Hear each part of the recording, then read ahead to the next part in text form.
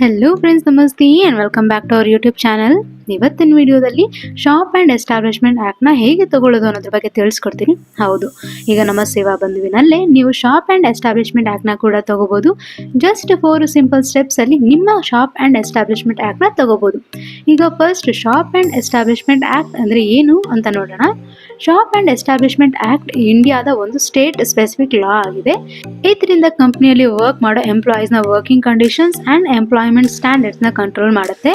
Like commercial establishments ಆಗಿರ್ಬೋದು, restaurants ಆಗಿರ್ಬೋದು, ಅಥವಾ ಬೇರೆ ಪಬ್ಲಿಕ್ ಎಂಟರ್ಟೈನ್ಮೆಂಟ್ಸ್ಗಳಲ್ಲಿ ಕೂಡ ಆಗಿರ್ಬೋದು. ಈ ಆ್ಯಕ್ಟಿಂದ ಎಂಪ್ಲಾಯೀಸ್ನ ಪ್ರೊಟೆಕ್ಟ್ ಮಾಡುತ್ತೆ by setting some rules like working hours ಆಗಿರ್ಬೋದು, ವೇಜಸ್ ರಿಲೇಟೆಡ್ ಆಗಿರ್ಬೋದು, ಹಾಲಿಡೇಸ್ ರಿಲೇಟೆಡ್ ಆಗಿರ್ಬೋದು, ಲೀವ್ಸ್ ರಿಲೇಟೆಡ್ ಆಗಿರ್ಬೋದು, ಅಥವಾ ಬೇರೆ ಆಸ್ಪೆಕ್ಟ್ಸ್ ಕೂಡ ಆಗಿರ್ಬೋದು. ಶಾಪ್ ಆ್ಯಂಡ್ ಎಸ್ಟಾಬ್ಲಿಷ್ಮೆಂಟ್ ಆ್ಯಕ್ಟ್ನ ರಿಜಿಸ್ಟರ್ ಮಾಡ್ಕೊಳ್ಳೋದ್ರಿಂದ ನಿಮ್ಮ ಬಿಸ್ನೆಸ್ಗೆ ತುಂಬಾ ಬೆನಿಫಿಟ್ಸ್ ಕೂಡ ಇದೆ. ಲೈಕ್ ಲೀಗಲ್ ರೆಕಗ್ನಿಷನ್ ಇರ್ಬೋದು, ಪ್ರೊಟೆಕ್ಷನ್ ಆಫ್ ಎಂಪ್ಲಾಯಿ ರೈಟ್ ಇರ್ಬೋದು, ಸ್ಮೂತ್ ಇನ್ಸ್ಪೆಕ್ಷನ್ ಕೂಡ ಇರ್ಬೋದು, ಕರೆಂಟ್ ಬಿಸ್ನೆಸ್ ಅಕೌಂಟ್ ಓಪನ್ ಮಾಡ್ಕೊಳ್ಳೋದಕ್ಕೆ ಕೂಡ ತುಂಬಾ ಹೆಲ್ಪ್ ಆಗುತ್ತೆ. ಹಾಗೆಯೇ ಗೌರ್ಮೆಂಟ್ ಸ್ಕೀಮ್ ಕೂಡ ತಗೋಬೋದು. ಈಗ ರಿಜಿಸ್ಟ್ರೇಷನ್ಗೆ ಏನೇನು ಡಾಕ್ಯುಮೆಂಟ್ಸ್ ಬೇಕು ಅಂದರೆ Aadhaar card, PAN card, photo of owner, rent agreement, rented ಪ್ಲೇಸಲ್ಲಿ ಬಿಸ್ನೆಸ್ ಮಾಡ್ತಾ ಇದ್ರೆ, electricity bill, photo of shop along with owner and with banner, list of employees, affidavit or declaration form.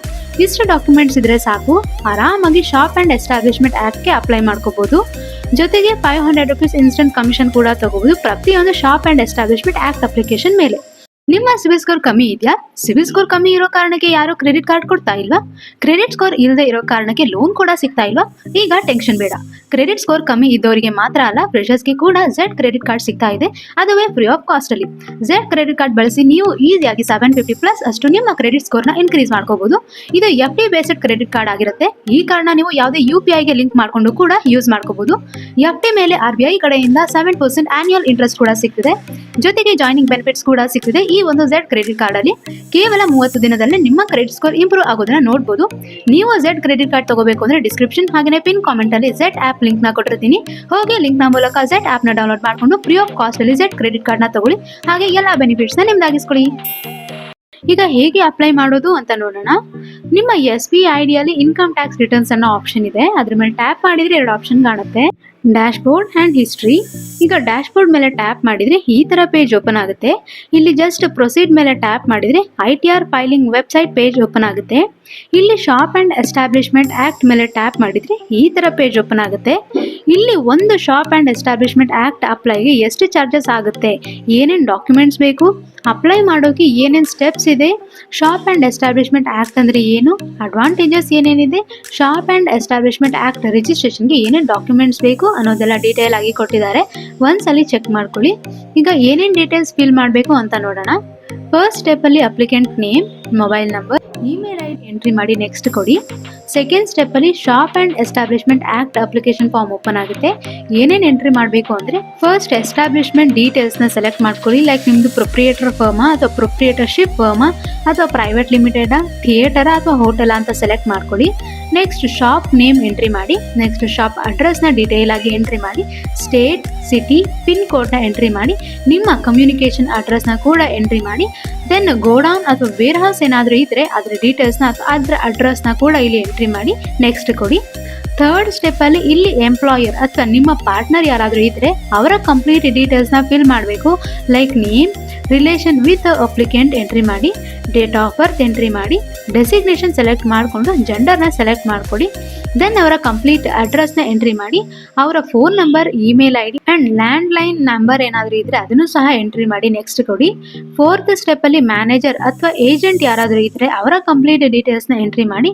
Like name, father name, ಅಡ್ರೆಸ್ನ entry ಮಾಡಿ, pin ಕೋಡ್ನ entry ಮಾಡಿ, phone number, email ID and landline number ಇದ್ದರೆ ಅದನ್ನು ಕೂಡ entry ಮಾಡಿ next.